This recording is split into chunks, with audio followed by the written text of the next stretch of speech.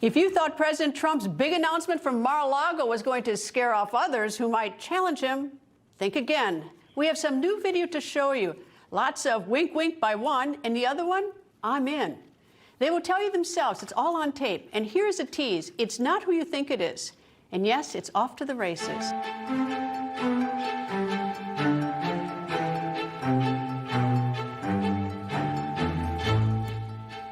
Former U.S. Ambassador to the United Nations and who was also former governor of South Carolina, Nikki Haley is dropping some hints, big time. Here's what she said at a meeting of the Republican Jewish Coalition in Las Vegas over the weekend when discussing the 2024 race for the White House. Now that the midterms are over, I'll look at it in a serious way, and I'll have more to say soon. If my family and I decide to continue our life of service, we will put 1,000% into it, and we'll finish it. For now, I'll say this. I've won tough primaries and tough general elections. I've been the underdog every single time. When people underestimate me, it's always fun. But I've never lost an election, and I'm not going to start now. Well, she's not the only one thinking of taking on fellow Republican former President Donald Trump. Rapper Kanye West is also throwing his hat into the presidential ring. Here's what he said in a video posted to Twitter on Sunday. So you are running.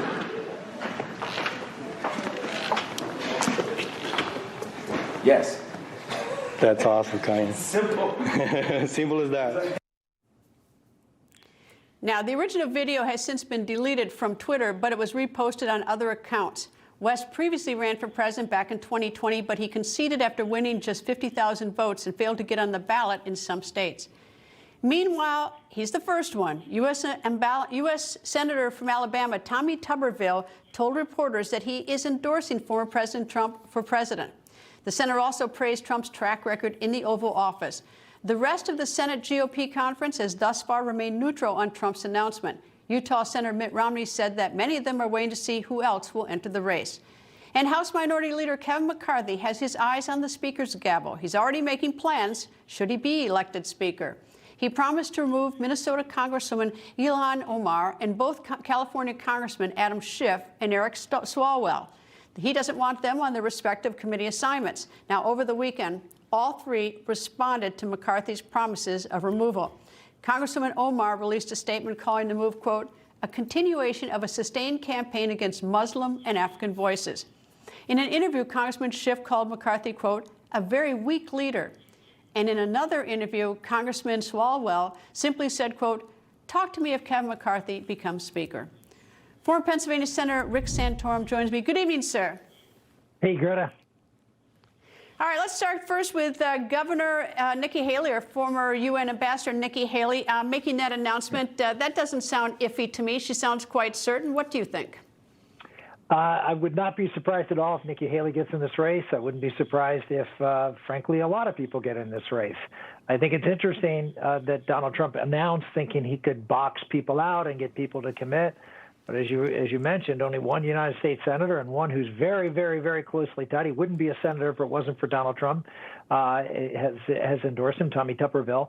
And you see lots of folks going out to Las Vegas last weekend and talking about potentially running, and Nikki was one of them.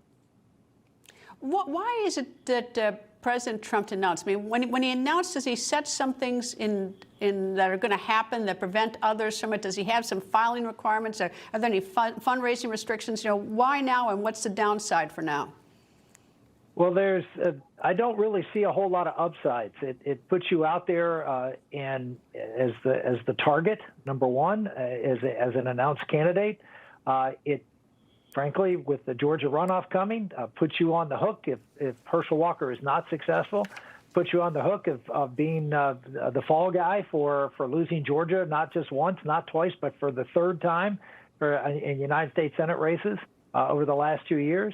And it was, I think, intended to get Merrick Garland and the Democrats to not indict him because he is running for president, and you can't be indicting people running for president. Well, I think you saw with the appointment of a special counsel, and one that's a very, very aggressive special counsel, very partisan special counsel, that they're likely to indict him. So I think for all the reasons he may have thought he could keep people out, he could keep an indictment away, none of those things are coming to bear, and he could have the downside of being pinned with a loss in Georgia again. Well, he certainly has, a strong base, but he's got, that bench is not insignificant. I mean, he's got people with experience who are interested. Besides Governor Nikki Haley, he's got former Secretary of State Pompeo. Mike Pompeo seems to be interested. He's got Governor DeSantis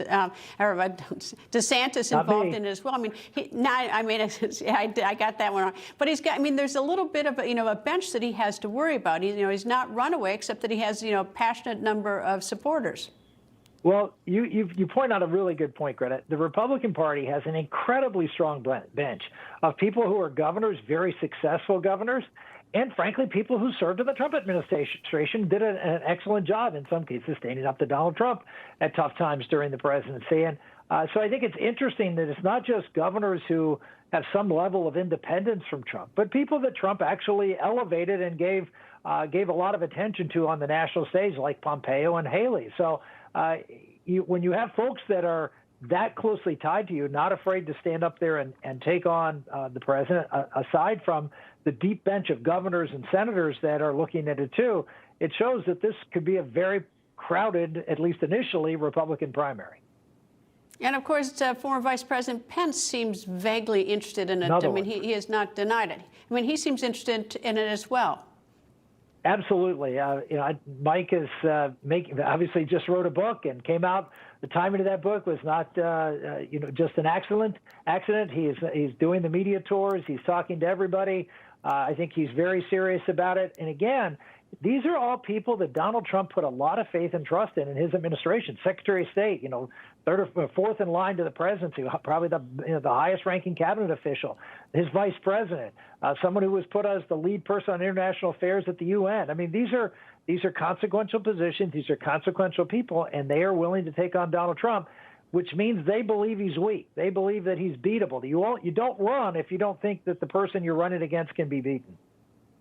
Well, I always think it's interesting. Everyone's looking at the moment right now, but boy, I'll tell you, 2 years from now is vastly different. And even if you go into if we are in a big war, you might be interested in someone like Pompeo, who has a lot of international experience. If there's a domestic issue, you might want DeSantis, and of course, President Trump has his followers. So so much can happen between now and 2024. But anyway, Senator Santorum, thank you for joining me, sir.